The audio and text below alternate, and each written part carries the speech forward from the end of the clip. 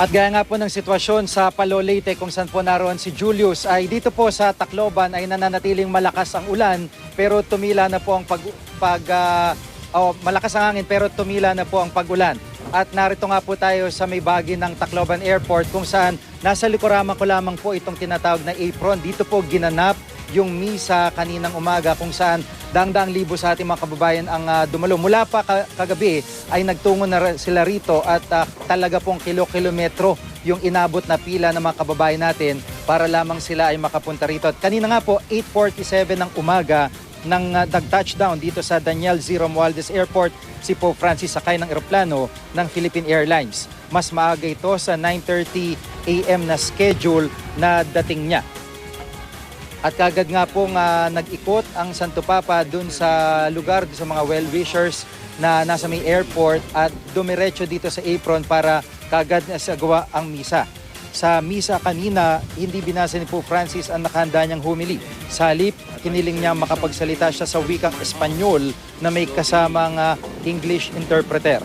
Nang mabalitaan daw ni Pope Francis ang tindi ng pinsalang dulot ng bagyong Yolanda, ay doon siya nagpasyang pumunta dito sa Tacloban.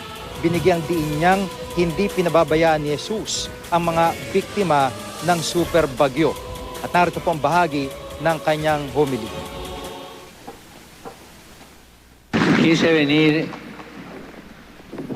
para estar con ustedes. I'm here to be with you. Un poco tarde, me dirán, es verdad. A little bit late, I have to say, Pero estoy. but I'm here.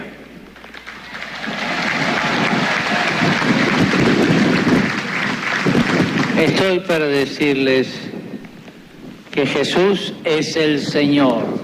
I've come to tell you that Jesus is Lord, Que Jesús no defrauda. and He never lets us down. At kanina nga po ay talagang karamihan sa mga dumalo dito sa misa ay naging emosyonal. Ilan po sa kanila ay ating nakausap at narito po ang kanilang mga pahayag.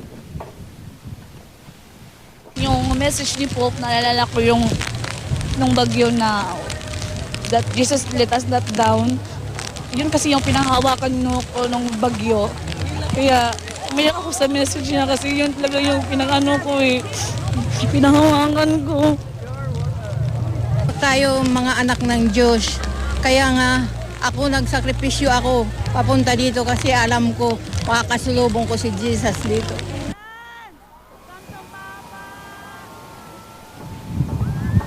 At base nga po sa schedule ng Santo Papa, hanggang alas 5:30 siya dito dapat sa Leyte pero dahil sa bagyong Amang ay kinailangan niyang umalis pasado 1:00 ng hapon.